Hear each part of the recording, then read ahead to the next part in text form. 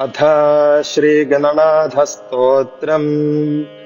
नमस्ते गणनाथाय ब्रह्मणे ब्रह्मरूपिणे अनाथानां प्रनाथाय विघ्नेशाय नमो नमः।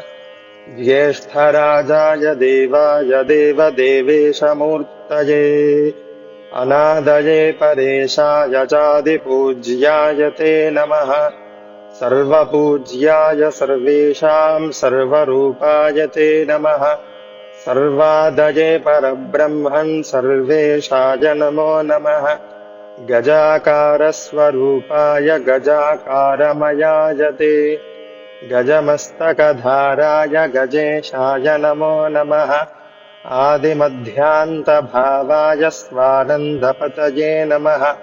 आदिमध्यान्तहीनाय त्वादिमध्यान्तगाय ते सिद्धिबुद्धिप्रदात्रे च सिद्धिबुद्धिविहारिणे सिद्धिबुद्धिमयायैव ब्रह्मेशाय नमो नमः।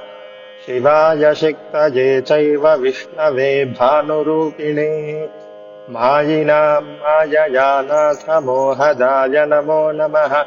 किं स्तौमि त्वां गणाधीश यत्र वेदादयो परे योगिनः शान्तिमापन्ना अतस्त्वां प्रणमाम्यहम्।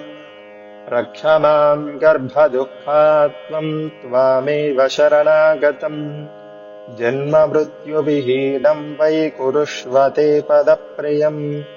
इति श्रीमन्मुद्गलमहापुराणे नवमखण्डे श्रीगणनाथस्तोत्रम्।